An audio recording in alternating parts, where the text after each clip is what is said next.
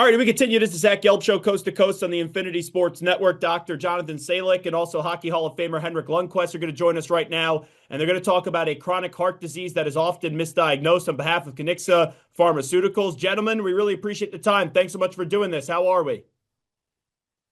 Doing great. Thanks for having us.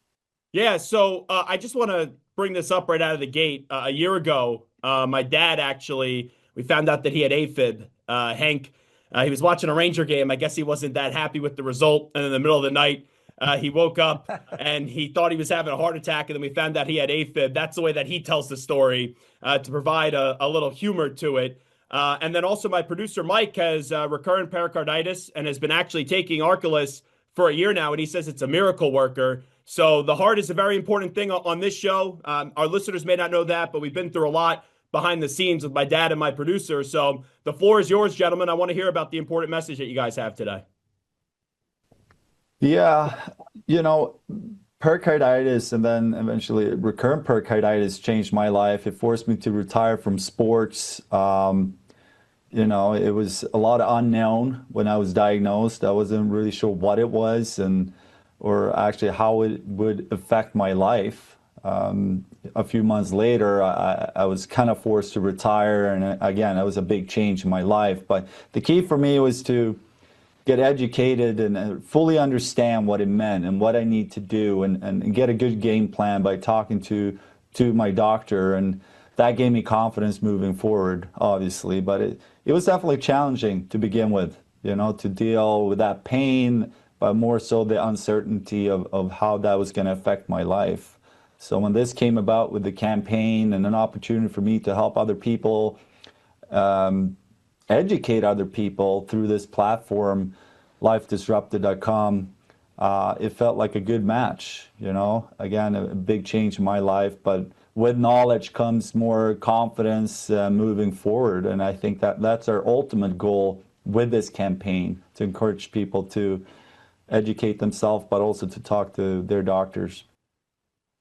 And Doc, for you, what do you want to add on this front? Because, I knew very little about the heart, right? We know it's important. You got to keep your heart in the right place and everything's got to be good. If you don't have your heart, you don't got anything. But for you, if people are experiencing some chest pains or their heart, they don't feel like it's right, what do you kind of advise them to do? Yeah, well, first and foremost, it's great to hear that your producer and dad are doing so much better. And I think it's really a testament, especially your producer with RP, that treatment can really work.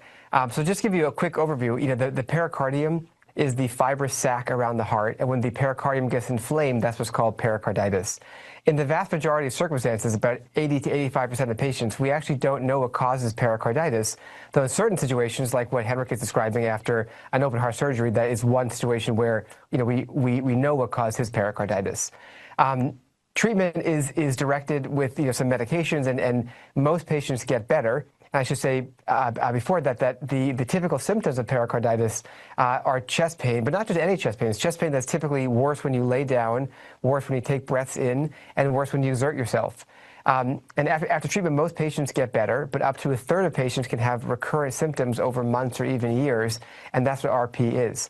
I think it's really important to advocate for yourself if you have a history of pericarditis and are having ongoing symptoms, or if you have symptoms like what we're describing that might sound consistent with pericarditis, because it's often hard to diagnose, and the average patient sees 2 or 3 doctors and gets 2 or 3 incorrect diagnoses before making the diagnosis of recurrent pericarditis. And it's of course important to diagnose and treat early, both to help alleviate symptoms and also to avoid the deleterious sequela of unchecked inflammation around your heart for months to years. And so the hope with our campaign is that we can raise awareness of what this condition is, what the common symptoms are, and then how to actually make a game plan, as Henrik is saying, to get treated and to stay healthy. So we have a website, www.lifedisrupted.com, and there's a lot of great patient-facing resources there that patients can go to find out more information about RP. Hank, for you, obviously you're a public figure. We still see you in the spotlight a ton at Knicks and Rangers games, also NHL on TNT with the brilliant work that you do with that fun studio crew. But how are you feeling today? Like, do you feel back to normal? I feel great.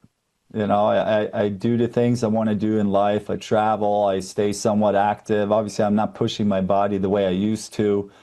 That being said, over the last 4 years, I probably have 5 or 6 flare-ups where the pain comes back, the inflammation comes back, and then it's so important to listen to your body. But now I know what I'm looking for. Now I understand what it is, so I can deal with it in right matter, you know. But overall, I feel great. I'm happy, and again, it's not an athlete thing. This is for your everyday life because it does affect your social life, family life, being active with your kids or whatever it might be. When you have a big flare up and that pain and you're feeling sick, it's hard to do pretty much anything. So that's why I feel like it's important through this campaign to educate as many people as possible.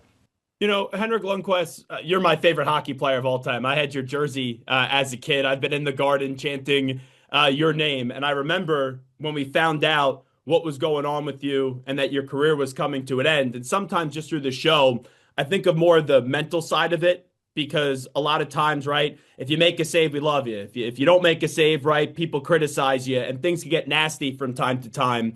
But from a mental standpoint, since your career ended and it was completely out of your control, I've always wondered, are you at peace? Have you found closure with how your career has ended?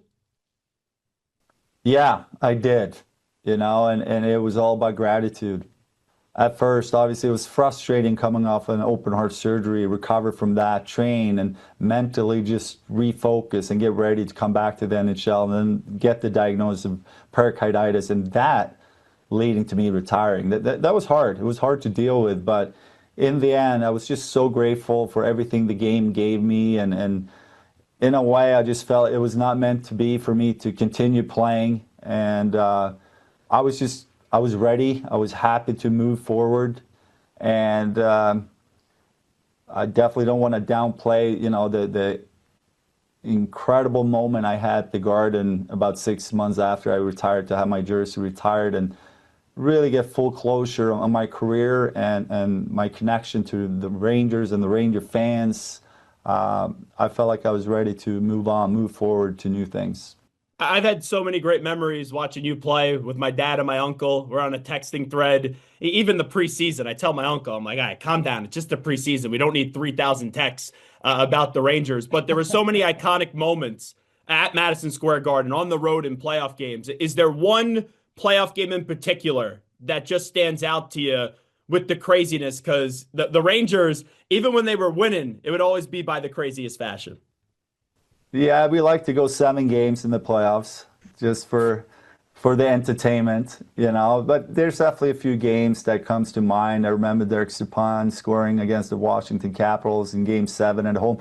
There's something very, you know, so intense and exciting to play a Game 7 at Madison Square Garden and to win those games. It was just incredible. You know, moving on to the finals in 14 was exciting. At the same time, it was a heartbreak not to win. But I think of those moments, some of the games, but also a lot about the teammates I play with and the relationships I created over the years and moments I experienced. So back to just feeling extremely grateful of the things I did experience as a hockey player makes me very happy.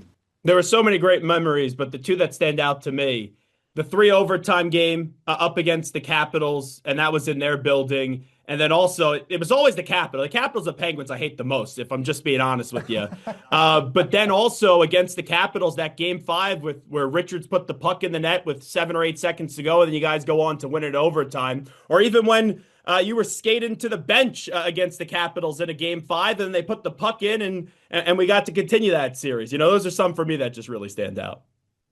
Yeah, you have a good memory, better than my memory, but I do remember a lot of great moments and games against the Capitals and the Penguins, that's for sure. All right. Before we let you run, we'll get back to the message in just a second. But current message to this Rangers group. I know you watch Igor a lot. You're in the building a ton. The team's not scoring at home right now. It's a rough stretch to start the season, but there's a lot of season left. So what would Henrik Lundqvist's message be to this Rangers group with Mike Sullivan now back in the fold? Well, I like their structure. I think they're playing with a lot more structure than last year. That's going to win them a lot of games. It's been a strange start because they've been playing so well on the road, getting great results on the road so far, no wins at home. So obviously that needs to change because there's no better feeling than to win in front of your own fans. And I hope that could change starting on Saturday. But you look at all the parts when you break it down, goaltending, special teams, defense, force. It's a great mix of players, great energy, and they're great coached by Sullivan. So I do believe in them. I think it's going to turn around here at home, and they're going to start, building that confidence that they need in front of their own fans. Doc, in closing, just in 30 seconds or less, if people are just tuning in and you want to have them take away one thing from this conversation, what is it? I think the main thing is to advocate for yourself. So, if you're a patient with ongoing chest pain that sounds like it might be pericarditis, speak to your doctor about getting diagnosed and treated. And if you have questions, go to www.lifedisrupted.com to learn more. And then Henrik Lundqvist, one last one for you, just putting back on the hockey cap. 900th goal for Alexander Ovechkin the other night. We know last year he broke the Gretzky record, which I never thought would ever be broken, like many people. You had so many great battles against Ovi. To still see him doing it at this age, it's got to be unbelievable, right? Yeah, it's great to watch. He's been a great ambassador for the game for so long, and the way he broke the record last year was incredible. Over 40 goals, and he missed part of the season with a broken leg. It just shows what type of warrior he is and what type of elite player he really is. So it was great to watch last night, breaking 900. To your point, I don't think anybody saw that coming 10 years ago, but here we are. It's remarkable. Well, Doc and Hank, really appreciate it. Good luck, good health. Thank you so much for both coming on today. Thank you so much.